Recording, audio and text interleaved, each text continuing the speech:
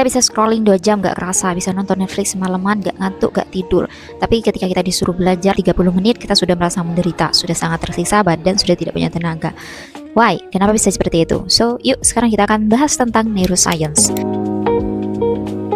So here's the thing, sebenarnya otak itu tahu kalau belajar bersih-bersih olahraga akan memberikan reward jangka panjang. Tapi kita itu lebih suka reward yang cepat seperti nonton TV, scrolling, gaming, dan lain-lain. Tapi ada nih orang yang lebih suka hal-hal yang sulit, dia lebih suka belajar daripada rebahan. Dan apakah otak kita bisa kita ubah untuk menyukai hal yang lebih baik? Jawabannya sangat bisa.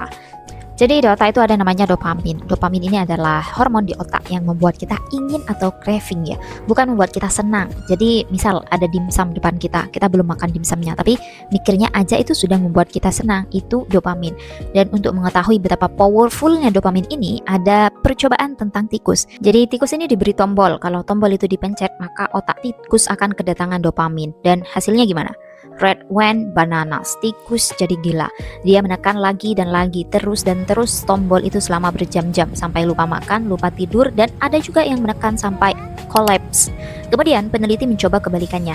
Dia memblok dopamin di kepala tikus, dan tikus yang sama tiba-tiba menjadi malas. Mereka bahkan tidak mau mengambil makanan atau minuman, mereka diem aja. Mereka nggak depresi karena ketika makanan ditaruh di depan mulut itu, maka tikus akan mengunyahnya dengan happy.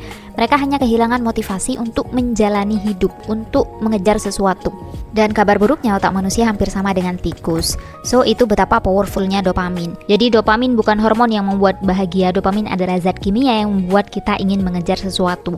Saat kita melihat dimsum favorit kita, maka dopamin mendorong kita untuk mencarinya, memesannya, bahkan rela mengantri. Tapi ada yang namanya dopamin tolerance, yaitu ketika otak mulai kurang sensitif terhadap dopamin. Jadi dulu ketika kita melihat sesuatu yang menarik, memotivasi kita, sekarang kita melihatnya biasa aja. Ketika kita membanjiri otak dengan scrolling, video game, junk food, itu membuat otak beradaptasi, itu menurunkan reseptor dopamin. Itu tuh kayak kita makan es krim setiap hari, makan makanan manis setiap hari, kemudian ada orang yang memberi sesuatu yang hambar, yang plain. Itu tuh kayak huge, boring banget, mana nih topping coklatnya. Waktu kita scrolling, otak kebanjiran 1 botol dopamin. Sedangkan ketika kita belajar, otak hanya kebanjiran 1 tetes, 2 tetes dopamin. Makanya kita cepet boring dan males. Otak kita gak konslet, otak kita gak rusak. Dia hanya dimanja aja oleh setumpuk es krim dan tidak peduli terhadap sesuatu yang biasa. Nah, tapi hal yang bisa kita lakukan agar otak bisa kembali menyukai sesuatu yang biasa adalah dopamin detox. Yaps. Kita bisa melakukan dopamin detox ini dengan 2 cara. Pertama dengan radikal atau ekstrim, yang kedua dengan pelan-pelan.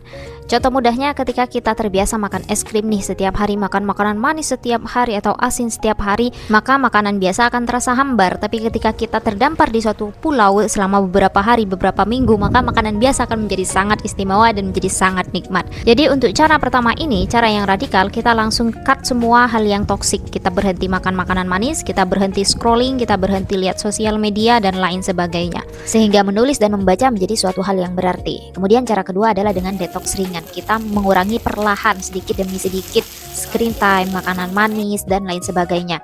Tujuannya bukan untuk menghukum ya, tapi tujuannya untuk mereset otak, untuk memperbaiki otak. Karena lebih sedikit toleransi, maka hal biasa akan menjadi suatu yang berarti lagi.